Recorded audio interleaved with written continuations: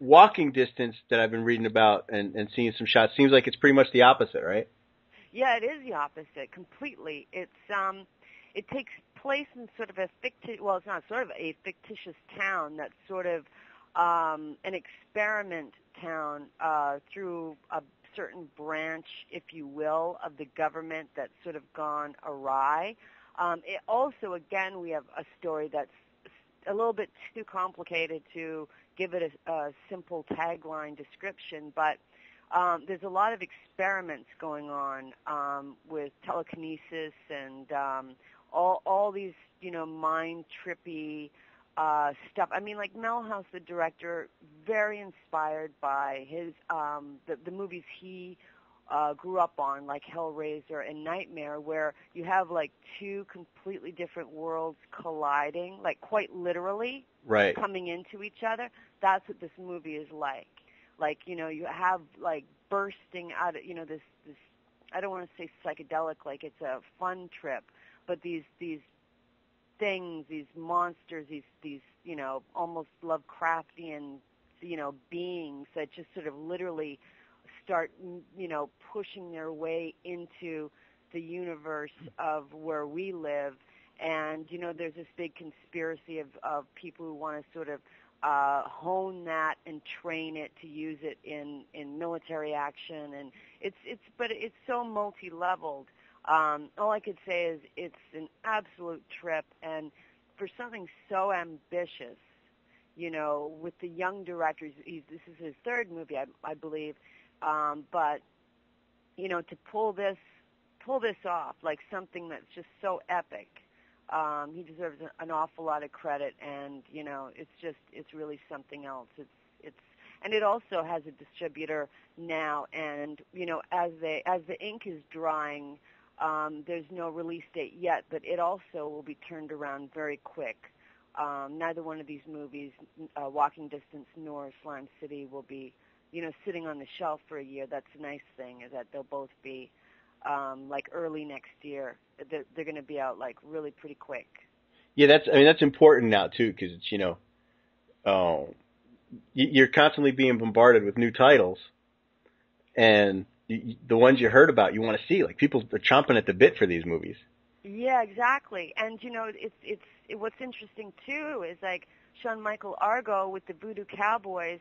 He has a distribution company, but it's in a certain way, it's not self-distribution, but it is self-distribution. He has his own company that Dark Roast Releasing, that he's putting the movie out through, much like what you do.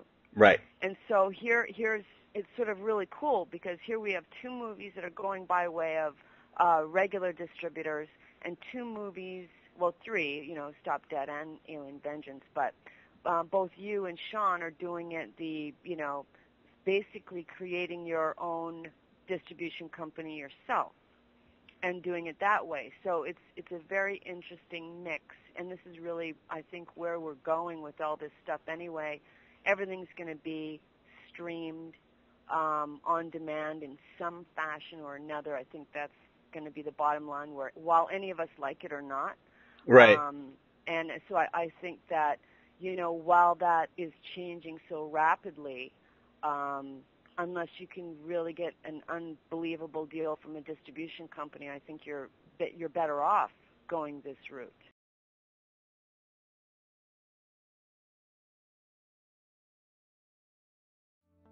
This is definitely the grisliest in a series of increasingly bizarre events that have been plaguing the community. Be warned, the following footage may not be suitable for younger viewers. Hey, isn't that your hometown? Sources say that the relative proximity and walkable nature of the neighborhood increased the damage tenfold. Does anybody know anything about the disappearances or any of the other weird stuff going on? What you got from the captain is par for the course. Maybe it's the restless spirits. Not you too. This time everyone was paid off and left happy before the fire.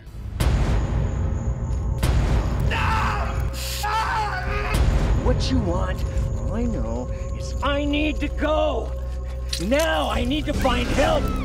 Look, I was trying to talk to you in the bar, but you wouldn't talk to me. I was going to tell you everything that's going on here.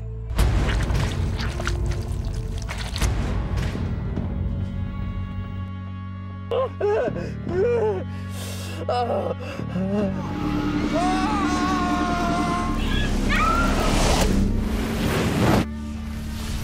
not being vague on purpose.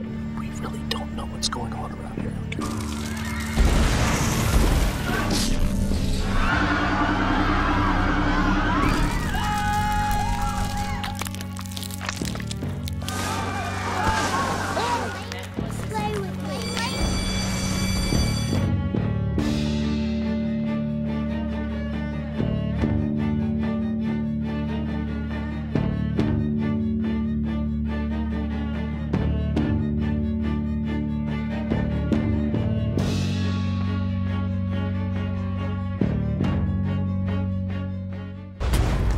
We really do love you, Philip.